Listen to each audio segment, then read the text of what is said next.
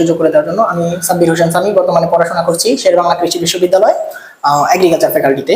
তো প্রথমত আমি চট্টগ্রাম ভর্তি পরীক্ষায় আমার পজিশন ছিল 959তম এবং আমি সেখানে কেমিস্ট্রি সাবজেক্ট পেয়েছিলাম। কিন্তু বর্তমানে আমি তারপরে দেখা গেছে যে জুলাই আন্দোলন চলার পরে পরবর্তী সময়ে প্রায় যেহেতু কৃষির পরীক্ষাটা একটু ডিলে হয়েছে, যার কারণে আমি তারপরে ওইখানে এক্সাম অ্যাটেন্ড করি এবং সেখানে আমার শেরেবাংলা কৃষি বিশ্ববিদ্যালয় এগ্রিকালচার এসেছে।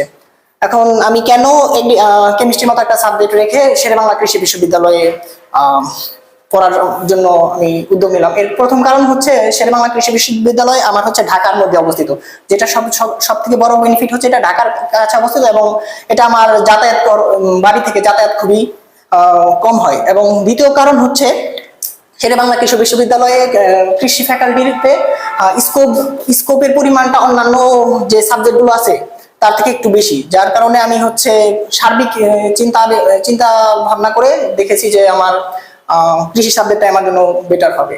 আর দ্বিতীয় কথা যেটা হচ্ছে এইচএসসি শিক্ষার্থী যারা 25 ব্যাচে যারা পরীক্ষা দিতেছে তাদের জন্য বেশ কিছু কথা বলবো।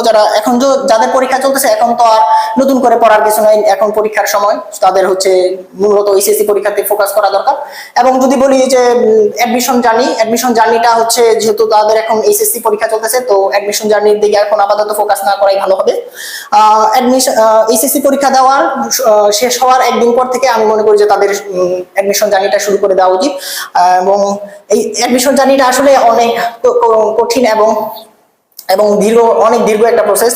অনেক মেন্টাল প্রেশার থাকে এবং পরিবেশের প্রেশার থাকে, ফ্যামিলিগত অনেক প্রেশার থাকে, নিয়মিত পড়াশোনার মধ্যে লেগে থাকতে হয় এবং অলমোস্ট প্রত্যেকটা টপিক ভালোভাবে বেসিক থেকে শুরু করে প্র্যাকটিস এবং নিয়মিত পড়ার মধ্যে না থাকলে কখনোই ভালো করা সম্ভব নয়। তো তাদের জন্য আপাতত শুভকামনা রইল পরীক্ষার জন্য, এসএসসি পরীক্ষার জন্য। এবং এসএসসি পরীক্ষা দেওয়ার পর একদিন পর থেকেই তোমরা তোমাদের পড়াশোনা শুরু করে দিতে পারো ইনশাল্লাহ। আশা করি তোমরা ভালো কিছু করতে পারবে।